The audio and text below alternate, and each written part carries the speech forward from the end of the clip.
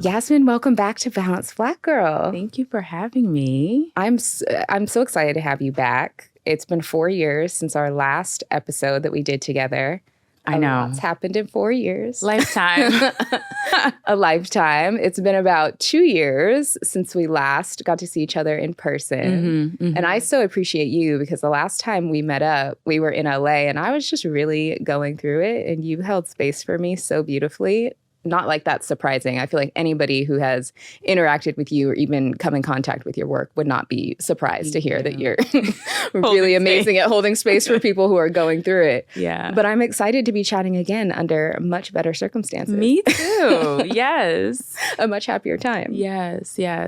It's crazy though, because I feel like we were supposed to meet. Like we needed to have that time for both of us, but for you. So I love when life does that, when people come into your life and give you what you need. Absolutely. Absolutely. And huge congratulations are in order because you just published your second book, Wisdom of the Path. Congratulations. Thank you. I was literally just having lunch and I started tearing up. I'm like, I cannot believe that the second book is here. It's so exciting. I feel like the build up to publishing a book must be fast but slow. It's a long process, but the time must fly. How are you feeling? Yeah, I feel like you spend so much time talking about this day, this week, and then it comes and it's just like anything. I think that you finally get to enjoy it. I was just talking to someone, I said it's kind of like a wedding in that you spend all of this time planning it or going to college, whatever it is, anything that you're planning for. And then at the end, it's like, it's here. So I'm feeling good. Anytime there's a lot of buildup, there is also this process of okay, exhale. It's out. It's out. It's happening. Yeah. Absolutely. And the day before we are recording this episode, we also got to have another lovely conversation at the first tour of your book stop. Which was so needed. I loved our conversation so much. And I feel like so many people were, messaging me it felt like a workshop. It felt like I walked out of there transformed. And I think book events, when you do a book event with someone like you, who's just such a great interviewer, who is already so invested in this work, you give me the opportunity to have the kind of event we had last night. So it was so good. Oh, yeah. Well, thank you. I mean, thank you for letting me be a part of it. But I think it truly is a testament to your work, to the way that you share so openly and vulnerably and give other people permission to do the same. That is the magic. Thank you. I appreciate it. Yeah. We talked a lot about vulnerability in that conversation. You talk a lot about vulnerability in this book. You also are very vulnerable on the page. Do you ever experience vulnerability hangovers? How do you feel after you share something that is really personal? Yeah, I experience them all the time because I am so honest. Not I'm not exploding with information that, I'm not an oversharer. But when I'm in these spaces, I like to really be transparent. I don't have a vulnerability hangover from last night. I only share what I really know that I've worked on, that I know that I am prepared to answer, that I am not sharing something that's an open wound. I'm not going to be projecting. This isn't going to be an opportunity for me to air my dirty laundry or anything like that. I'm sharing from a whole place. Of course, some of these scars are still things that can be reopened, but I'm always doing it with the intention that I want people to be able to see themselves in the story and bring that into their own lives. I don't want to be spilling the tea. You know what I mean? It's a different energy. Yeah. For sure. It definitely feels like you share from the lesson, not from active pain. Yeah. I've been thinking about this because I think on social, people are really sharing from active. I watch people share from active pain. I think that can be really powerful sometimes. I've seen posts where people, just had a miscarriage and they share, and I am so deeply touched, and I'm so in awe of their bravery to share in such a raw moment. And then I watch people share something that I'm like, I had no idea this person was going through this for 3 years. When we learn about people who are sick or different things like that are sharing us in hindsight. So I think really knowing where you are in the process, and with vulnerability, it's like the biggest or the most important part of it for me is making sure that the people that you're sharing with are people that you trust. Some people have built communities online where those people they feel like are like second families. And so they feel comfortable to share whatever that comes to mind. I do love my online community, but we don't know each other and it's not a reciprocal relationship. And I think that's such an important part of my work, reciprocity. For someone like myself who's a recovering perfectionist, especially if you're a recovering people pleaser or codependent, oversharing to trauma bond, to do all kinds of things can be something that a lot of us do. And so I don't like to, not that that's something that I personally struggle with, but I don't like to create an environment where that's happening. If I'm going to call myself a teacher and I'm going to be someone who is leading people in this work, I really feel like I have a real responsibility to make sure that I'm bringing the work from a place that is as healed as possible. Yeah. That makes a lot of sense. And it also makes sense for the space that you're curating because you don't necessarily want to create a space where it's like other people are doing that as well. It's you want to create a space where, yes, people are vulnerable and they're sharing, but it's almost like constructive. I loved the word reciprocal that you used. There's a purpose behind it, not just shouting into the void. And sometimes, especially online, I think some of the places where people shout into the void the most aren't the posts, it's the comments. It's the, the way that communities can respond to things. And so as the leader, I think that you set the tone for that really well. Thank you. And I just think like even in general in life, like I cannot get into a cab and have a normal experience. I would love that. I mean, I understand. I get into the cab and I know that I'm going to hear this person's life story. I don't initiate anything. It's just, I don't know. There's something about my vibe that says, tell me your life. And so I'm used to the fact that that's something that I'm comfortable doing. But when people come to see me, they're not coming to hear me. They're not coming to be my therapist or they're not coming to be my coach or my spiritual teacher. I think when we think about friendships too, just to like segue from work, vulnerability, when we think about relationships that we're in with our partners, with our friends, not everybody is equipped to hold space. And I think that's a really hard thing to recognize. We have these definitions of what we think friends should be. Like, you're my friend. You should. And not everybody's able to do everything that we think a friend should be able to do. Of course, we can have conversations and we can invite people to expand, grow, learn more. But I found that the key to vulnerability is finding people who are willing to be vulnerable as well. Vulnerability is not a one-way street. We both have to show up and be ready to share, to be empathetic. Empathy only happens when the other person is being vulnerable and saying, like, me too. So I think that is a really important thing that I hope that I'm cultivating in these communities that people are taking into their lives, because what we had last night was absolutely beautiful. And also, I want you to have that in your life. I want you to experience that in your world where you have people around you who want to hear what you have to say and come with their stories too. Definitely. Yeah. I believe in the book you called those your root friends. Root friends. Yeah. Yes. I got that from Tyler Perry, who shared a post about the different kinds of friends that we have. And I talk about it in the book, but root friends, I mean, there's been so many times where I've been the lowest of the low. And I think sometimes, you may have experienced this too, but when you're low, you think, nobody's going to want me. Nobody, like the people who like me can't even like me because I'm that low. And the root friends are going to be down there already because they're in the root, they're the ground, they are our foundation, they are the people that really help remind us who we really are. I don't have tons of root friends. I think sometimes we see people living their lives, like traveling with friends and doing different things, and we assume that every single person they're hanging out with is a root friend. Probably not. Like, I have about maybe 4, 5. I have lots of great friends in my life, but not every single person I'm having that kind of a relationship with.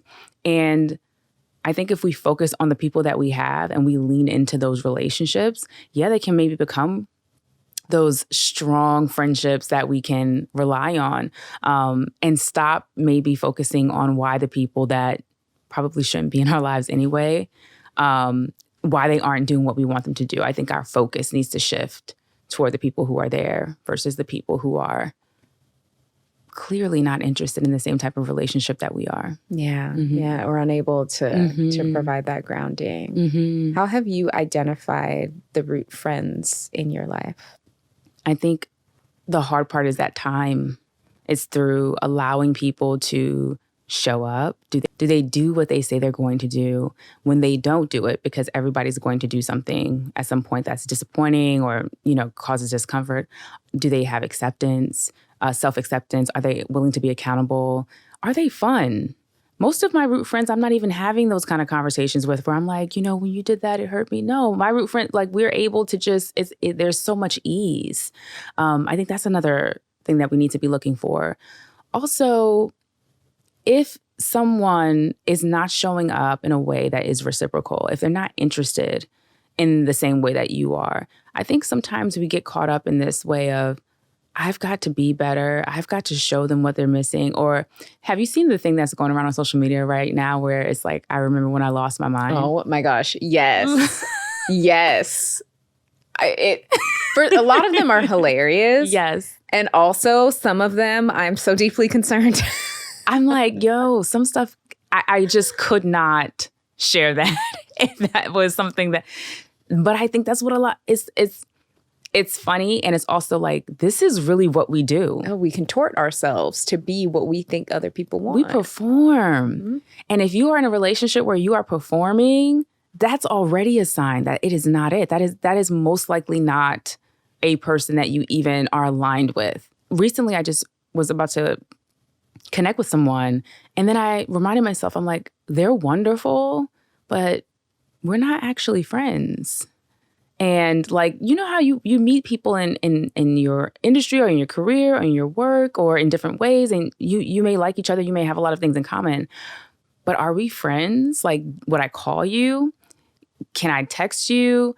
Would I share my location with you? Like, that's something I was just telling someone recently. Like, if they're not someone you would share your location with, maybe they don't need to know this information as well. Gauge. I think we need to like really begin to ask ourselves what the people in our lives, what purpose they're serving, and not from like a how are we using them place, but like some people are our coworkers. That's it. Some people are people that we are in relationship with, and they are friendly, but they are not our friends. And then there are people that we are close to. And I think when we're honest about that, we stop having a lot of these issues in these relationships where we're expecting something when the relationship is not on that level. The relationship is not in a place where the person would even think that you would be interested in them showing up in that way, because they do not see you in that same way. And it's hard and it hurts, but the sooner that we're honest, the sooner we free ourselves. It's a good practice of discernment and being able to see people and relationships for what they really are. And, people ask me a lot, like, how do I know if it's my intuition? How do I discern? Part of it is being compassionately honest with yourself. I do think that we are lying to ourselves a lot. Like, sometimes we know the answer. We know this isn't our friend. I know this isn't the job for me. I know I should leave this partner, but we live on hope. And that is a really dangerous way to live. I think we do need to be hopeful. I'm not saying like have hope in terms of like your dreams and your goals and your future and the world. But if you are hoping that he will change, like you might be waiting a long time. It may not happen. And so you have to be honest with yourself and say like, it may be time to move on. It may be time to have a hard conversation. That discernment, that part of you, that red flag, we always say, oh, he's a walking red flag. No, the red flag is within you. You are the one being alarmed, being warned, being alerted. It's not him. He may be perfect for someone else, or she may be perfect for someone else, or that job may be perfect for someone else. But that red flag is coming up, letting you know that this isn't aligned with you. I always think with healing work that we need to come back to ourselves. It's not an opportunity to project. It's not an opportunity to tell people about themselves. It's what do I need and why isn't this working for me? And then we can shift and make decisions from that place. That is such a good point, because I feel like oftentimes we do almost try to control other people's behavior, or, when we set boundaries, which I know the Sugar Jar talked a lot about boundaries, we try to make those boundaries dictate someone else's behavior. And that's not how someone else acts or doesn't act isn't a boundary. What we do or don't accept is the boundary. And just remembering that the only thing that we can control is our own actions and how we react to things is such a good reminder. Absolutely, right? Boundaries aren't ultimatums. I mean, we treat them like that a lot of times, but that is the most unhealthy way to treat boundaries. We should be coming to people with what we need. People should, for the most part, we want to meet people's boundaries, like a simple one, don't wear shoes in my house, right? We want to take our shoes off at the door. And then there might be that person that's like, look, this is an outfit. Or I'm not comfortable taking my shoes off in your house. So then we have to compromise. People have a slippers thing at the door where you can put on slippers. We find ways to meet each other.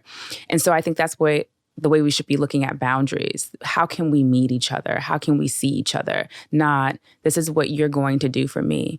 Nobody wants to hear that. Everybody's going to meet that with some bit of defiance, right? And so I think that's a lot of times why boundaries aren't working. We're like, they're not meeting my boundaries. The second part to that is they may not be meeting your boundaries because they don't want to. They're not going to. They're not interested. And that's, I think, the really hard thing when it comes to this work in general, when we realize people do not want to come with us. They don't want to do this work. They don't want to change. They don't want to have the hard conversations. They want to stay exactly as they are right now. And that's when it's back on us. What am I going to do with this information? Am I able to be in relationship with them the way they are and accept them and love them for who they are? Or is this actually unhealthy for me and I need to move forward? A good question and a tough one to be able to answer, depending on the relationship, for sure. Absolutely. I think with people, when it comes to parents and partners, those are the hardest. A lot of people have gotten into relationships so young. And young being relative, like your 30s is young. Like to get into a partnership with someone, you think you know someone, you think you know yourself. And then you realize, I want different things, or I was allowing this behavior to happen. And I didn't even know that this was a behavior that I had the option to say no to. Or my parent has been overstepping their boundaries with me my whole life. And I'm finally realizing that just because they're my parent doesn't mean that I have to say yes to this. Those are the hardest for a lot of us because, we don't want to lose our partner. We don't want to lose our parent or even friends. I mean, friends are hard too. And I talk about that in the book because I think we're healing so that we can have community. And losing friends is painful. Realizing that you're not a priority to a friend is painful. Some of these conversations don't even feel possible. They may not see your side and you know it. And that's the hardest part. But a lot of the work can happen with us. I think that's the power position. I'm trying to invite people to have their power back. You may not be able to change them, but how can you change? You may not even be able to change their mind, but what do you need to shift so that you feel more comfortable? We can't always force or change or get people to understand our point of view, but I also don't have to remain in this relationship the way I was before. I can choose myself in a way that is aligned with me and that also honors you. Mm, that's a really empowering way to look at it. I love that perspective. Thank you. Thank you. And I hope that people feel it's empowering. I'm not going to sugarcoat that it's not incredibly tough. When you first start this work, I think you have years of just like, it feels like it's always something with someone or something, but just remembering that this has always been there. You just couldn't see it. So that, I think, is the beauty of looking at it. Like, this is what my life has been. I was just ignoring it, or I was just a part of the drama. Yeah. And sometimes when you're able to acknowledge a problem, even if it's later on, that can also be a testament to your own growth when you no longer think of dysfunction as normal or as comfortable anymore. Oh my gosh, yes. Like I remember realizing how boring my life felt when I started healing, because I was like, man, I'm just doing the same thing all the time. There's nothing going on. It was getting used to not having drama in my life. Getting used to not having someone call me like, oh my God, you won't believe what happened. You won't believe this. You won't believe that. Or there wasn't any of that happening. And that doesn't mean that life wasn't still lifing, but that was taking up so much space that I didn't I was just kind of going through the motions.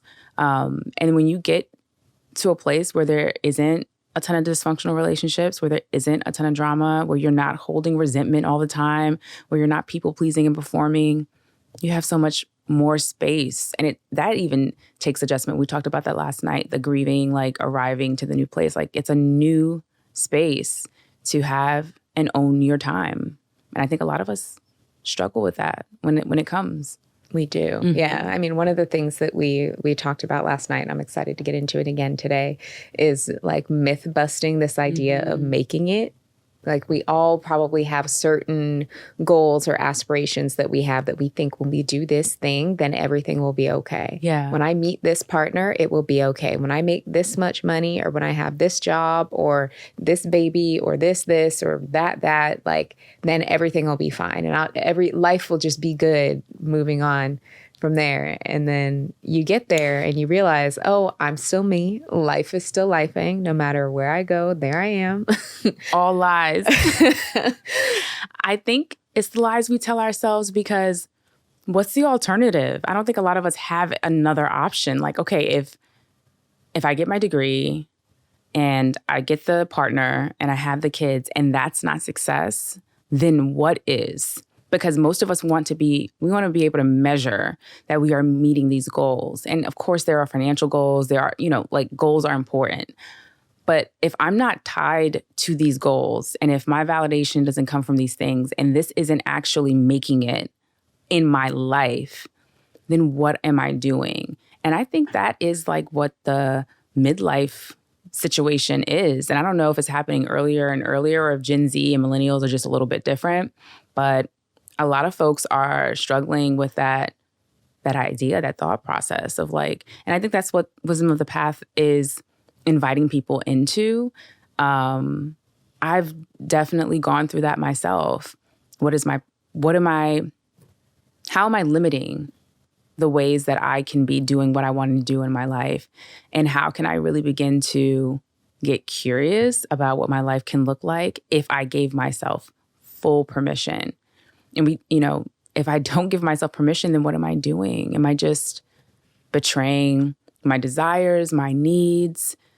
And some of us are even willing to like help others reach all of their goals. I mean, especially for us in the hetero relationships and women, I see them like pushing their partner, pushing their spouse, pushing their boyfriend, and I'm like, what about you? Like, what do you want? What do you desire? What are you interested in? And I think that's why we see so many women writing books, talking about how they are reclaiming themselves, 50, 60, 70. I love those books. But I would also love for us to not have to do that, like to choose ourselves now. I hope that this generation is starting that shift, that change, where we feel empowered to do that for ourselves. It's a big change, and I think men feel it and are scrambling. I agree. I mean, I think that, millennials and Gen Z, I think we are doing things a lot differently, some by choice and some by circumstance. Mm-hmm. But I do think that women in particular are just waking up to different ways of being and realizing I don't necessarily want to just be the accessory to someone else's life. And yes, if someone is in my life and they're important to me, I want what's best for them. I want to support them and push them forward, but I want that as well. I'm not here solely to be, someone's built-in secretary, administrator, whatever. We can be a team and we can help each other because I have things I want to do too. And I do think it is causing a bit of a shift it's going to take some time, but they're going to have to get with it. Or I think that's why we're having children later. Yeah. I listened to your podcast, and so there's episodes where you talk about being single and, dating and all of these things. And I just think you may not think it's great. And I'm speaking from a different, I'm married, but like, I think it's so great to like really know what you want and be like, it'll just be me until that. Because I'm not settling. And when have we ever heard that? We have not heard women say that before. It was like, well, I'm running out of time. And thankfully, we're in a time where we're not running out of time. And I think we should take that same language and apply it to friendships, apply it to your job, apply it to whatever. I was just talking to someone in a cab. A guy was telling me his daughter is going to school for art. And he was basically saying, like, he feels like his life is over because he's like, how do you make money in this career? He wanted her to be a doctor or a lawyer or a pharmacist. His other two children were doctors, lawyers. There were cultural things there that, changed his perception. But he was like, well, you do this work. You tell me. These are my cab rides. They will not let you have a peaceful ride, a moment of peace. But I'm just like, when I think about that, those are the shifts that are happening. Like, even in cultural ways, like, people are deciding, like, I'm not just going to do this because it's the right thing to do. I'm going to do what feels good to me. And in the book, I talk about so many times where I did what I thought was good for me and it did not work out. And that's what I think we have to be willing to have happen. There's going to be disappointment sometimes. We're going to be uncomfortable sometimes. We're going to have to start again. I hope that we get excited by the prospect of starting again, that it doesn't feel like such a daunting thing. It's not a fun process. When I think about things that I don't want to do, like get a cavity refilled, or like I was saying last night, I don't want to jump in a pool. I'm terrified of jumping in water. And I'm learning that, and I can swim, by the way. Mm-hmm. And so I'm going to do it this summer, and I'm going to swim in the ocean. And I think there are these different things. There are these ways that we are afraid and that we limit what we experience in our lives because we are afraid. And I just want us to really get curious about how we can stop living in that fear. I'm really glad that you brought up curiosity again just now, because that's exactly what I was going to ask you, because I want to talk more about it. You mentioned it earlier. You talk about it a lot in the book about why curiosity is so important on a healing journey. When did you learn to embrace curiosity, and how does it show up in your life now? Yeah, I've always been someone, again, like as a recovering perfectionist, that's been like, I want to have a plan. Give me the checklist, give me the blueprint. And I did find success that way. And, I had a really successful 9-to-5 career, but I was not happy. And I was drained, I was overwhelmed, I was overworked, and I don't even know what I was doing it for. I was just, going through the motions. And that was the first time that I really began to start getting curious. The first chapter in the book starts with a story of really hard times that I was going through as a single mom, financially, just emotionally. And that's when my curiosity really began to spark, because I thought to myself, is this really what life is going to be for me? Have I worked so hard to be living like this forever? And I think when I got curious about, well, then what would I want instead? And just begin to ask myself, what could life really look like if I gave myself permission for something different? And then I allowed myself to begin to dream. And I think I've never been taught to do anything like that. Dreaming was not, it was like, are you going to college? Are you going to get a good job? Those, like, what's the structure you're going to follow? Not, if you could build the life that you want, what would it look like? And I'm so careful about talking about this because in wellness in general, there's this very toxic, positive way of looking at manifestation that doesn't account for the real limitations that we face as women, as Black and brown people, societal structures, all of these things that can impact, like really actually put barriers in place that make it harder for us to get to where we want to go. And so when people look at manifestation, or when people look at building the quote unquote dream life that they want, and they write it out and they work and they try to make it happen and it doesn't happen, it all just seems like a sham. And some of it is a sham. But I think what your dream life can be and what we focus on is the problem. So for example, we look online, we see somebody having a birthday on a yacht, and we think, I want to have a birthday on a yacht. And like, kudos to you if you have a birthday on a yacht. Great. But to get from where you might be right now to that birthday on the yacht might take time if you're not already in a place where you're having birthdays on a yacht. I'm not yet. So I think sometimes we begin to compare our lives, is my point, to what we are seeing. And we begin to project what we think happiness will be. So you may not even necessarily need the birthday on the yacht for you to feel fulfilled, but you believe that that will be your moment, that birthday on the yacht is now going to validate you. And that goes back to what you said earlier about success. So many of us are working towards making it, or working towards success, or working towards a dream life that is not even the life we actually want. It is a perception that we are fed through social media, through television, that we're all trying to attain. But for most people, if you got down to the root of it, you feel happy when you get to take a walk. You feel happy when you have a great meal. You feel happy when you're sitting on the couch with your friends watching movies inside. That's when you feel fulfilled. That's when you feel supported. That's when you feel joy. That's when you feel abundance. So it doesn't mean that there's anything wrong with having those luxuries if that's something you have access to, or going on a solo trip like I did. That's a luxury that not all of us have access to. And also, before that solo trip, I had to find joy on a very accessible, practical level. And today I still have to. I'm not going on a solo trip again for some time. That's something I saved up to do. So yes, these far-reaching things are great to have, but how can you really begin to build your ideal life on an everyday, daily basis, no matter what your financial situation is?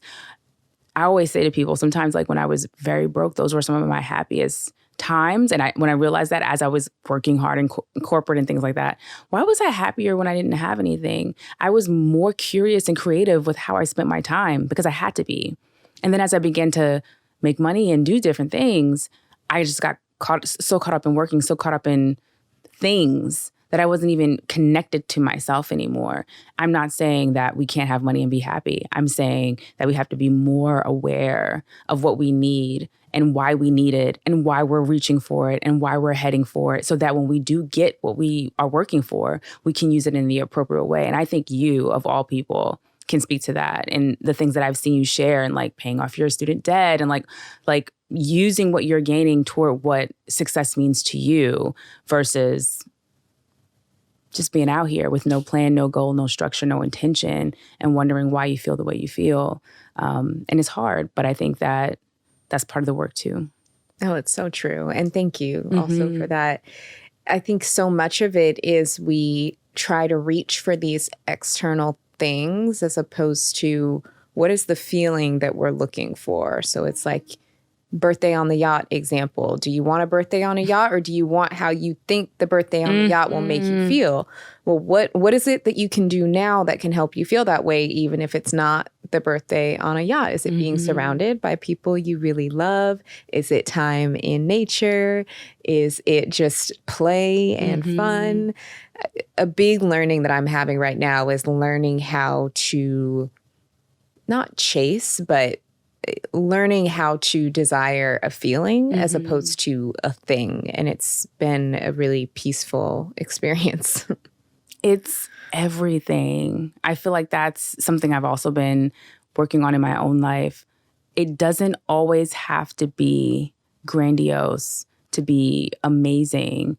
And this, I'm leaning toward the smaller, just because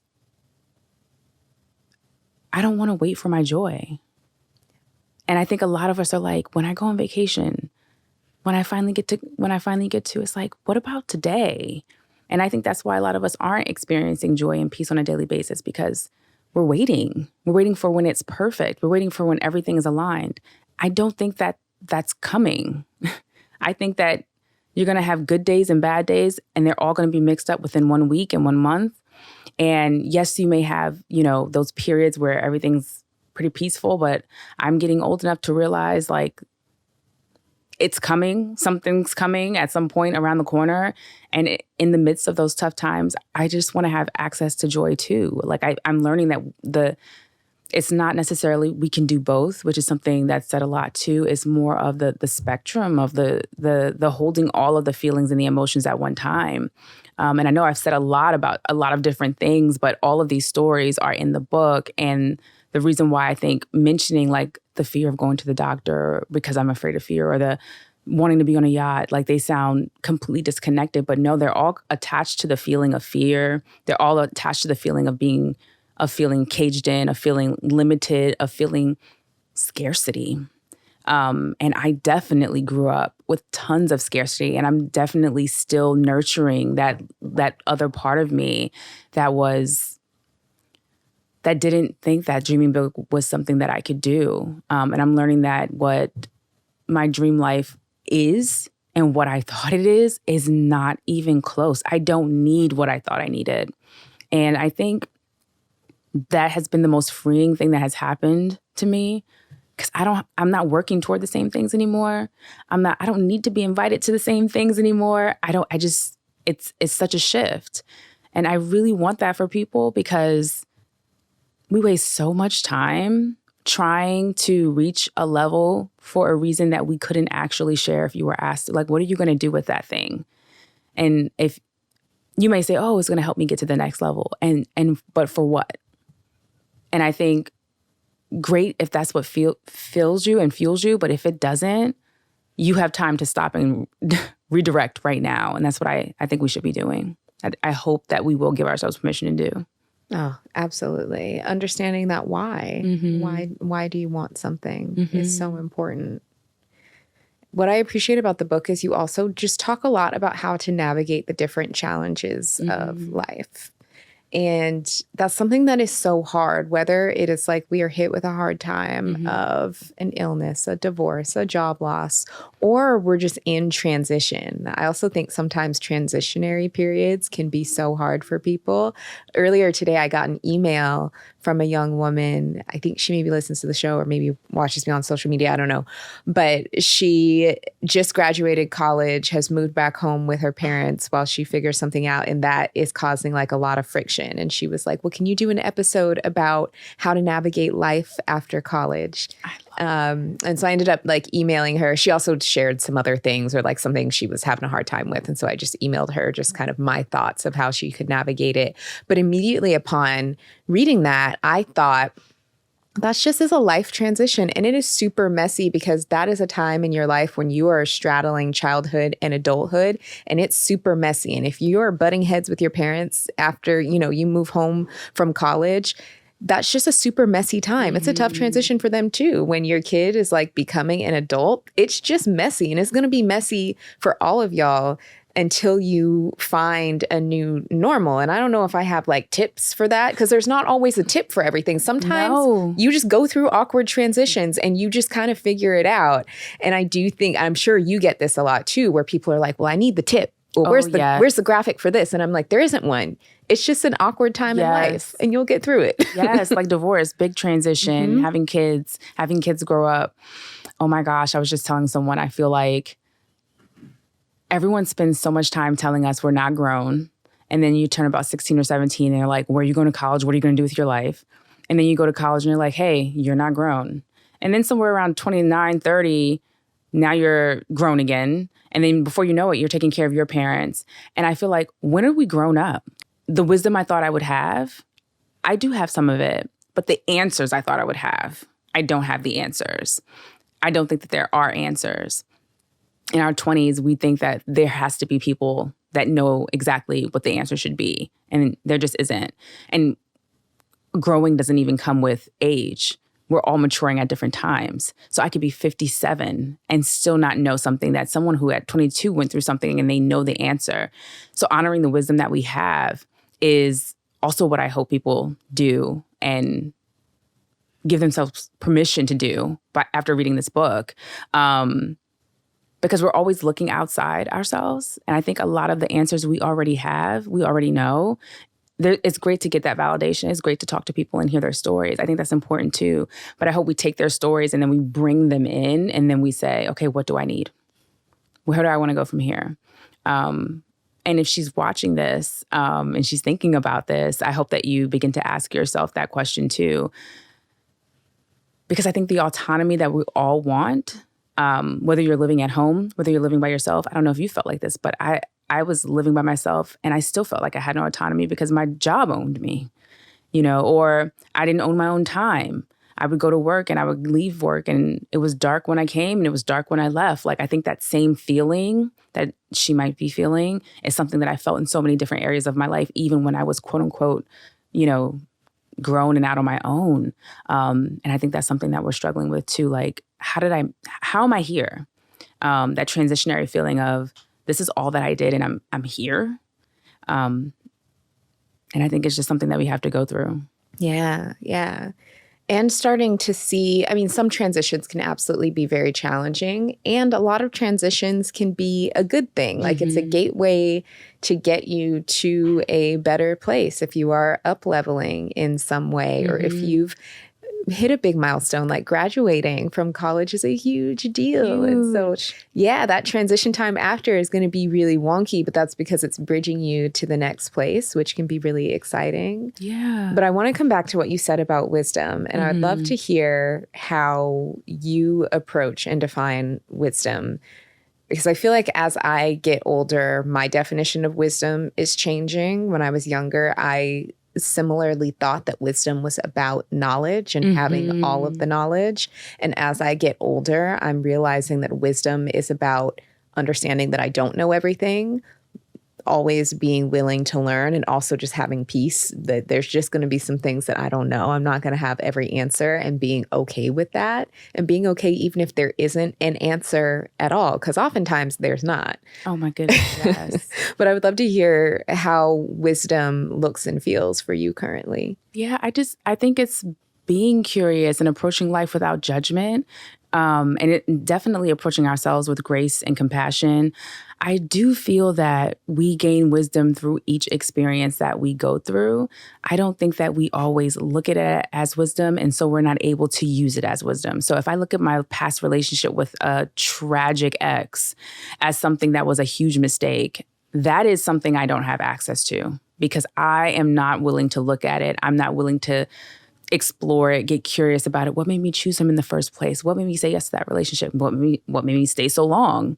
That's where we, I think, grab the lessons and we're able to bring that wisdom to the next relationship. When we X off that past, what we do is we go to the next relationship and we say, I'm not doing this. You can't do this. We come with barriers instead of boundaries. Boundaries are permeable. They're flexible. There's compromise. When we come with barriers, we come with walls. There's no access. And so that's what I also think we do with wisdom. It's in the back burner waiting for us. That's what the beauty of therapy is. That's the beauty of healing. That's the beauty of having conversations with friends. We realize we're not alone. We realize this is a normal part of the human experience. And then we're able to accept. We're able to release ourselves from being on the hook for all of these quote unquote mistakes that are really just life happening. And then we're like, okay, I learned from that. You can't learn from it if you don't look at it. You learn from it and then you can bring it with you. And I hope you bring it with you as something that is positive. Everything that I've done or everyone that I've dated that was trash, or every friendship that I've been in, or every, career that drained me, every time that I betrayed myself, every time I didn't listen to my gut. Although as I get older, it's tough. I'm like, man, you knew not to do this. But, I'm like, it's fine. It's all working out for my good. I really, really believe that. And I recite that. And in this past few weeks during a book pub, I've had to recite that a lot. It's all working out for my good. It's all working out for my good. And that reminds me that my only job is to keep going. My only job is to put one foot in front of the other. And that, I think, is the wisdom that we all have within us. Oh, absolutely. As you were talking, it also made me think about us defining wisdom is like learning the lessons a little quicker. Oh, yeah. I'm feeling that. Now it doesn't take me as long to, if a red flag is red, I don't need nearly as many lumps as I used to get the message. Oh, and that feels like wisdom. Yes, especially like in business. My goodness. Like if it's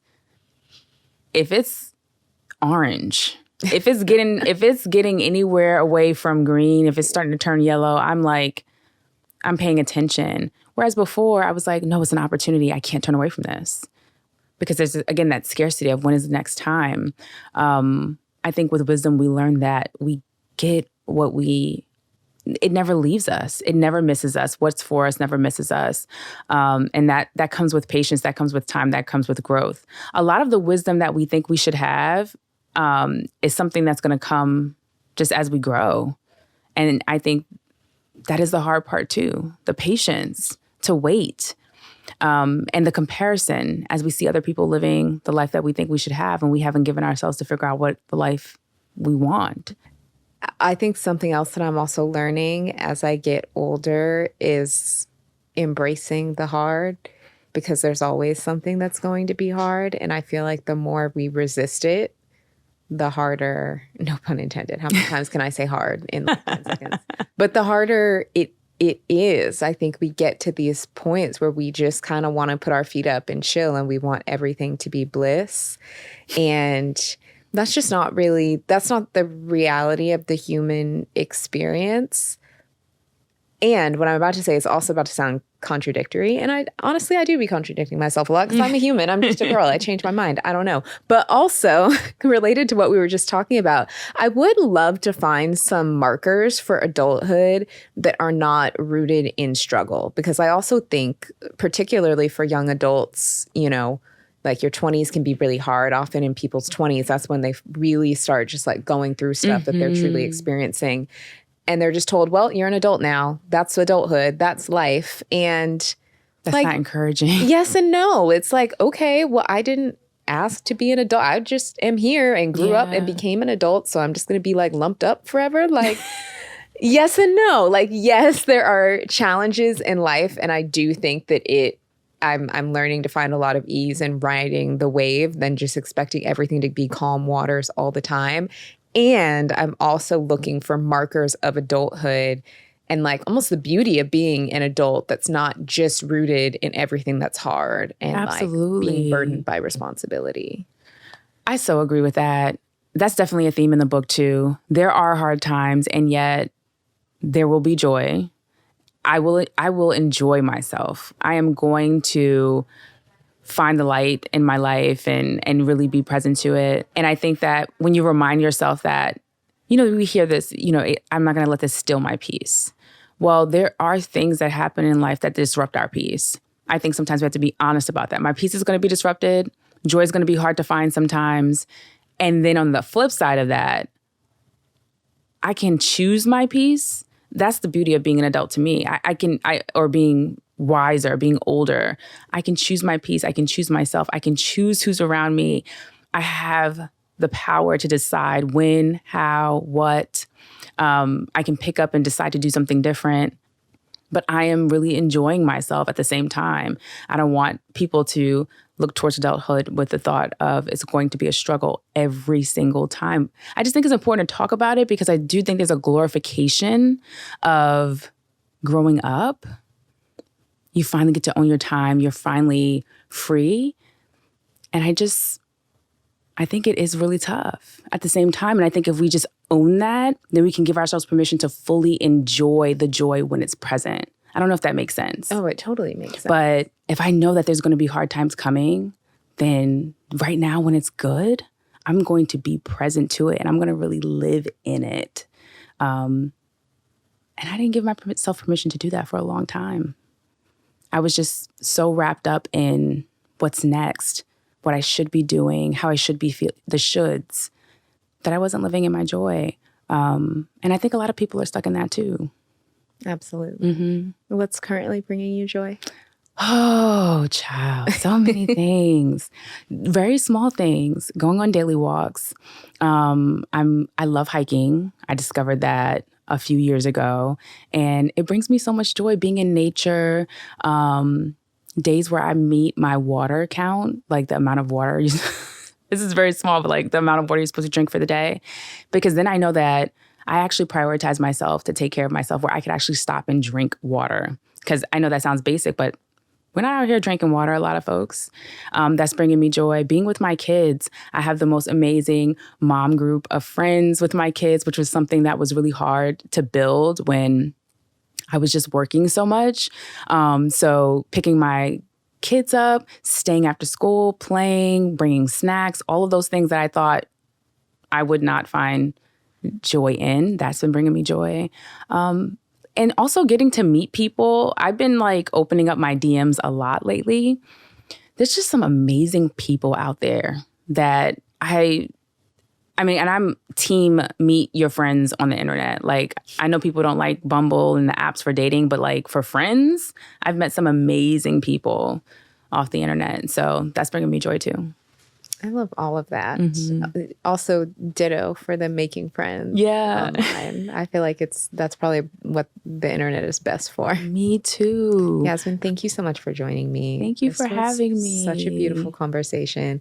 Please let the people know about the book, where they can find it, all of the things. Yes. I mean, Wisdom of the Past available everywhere books are sold.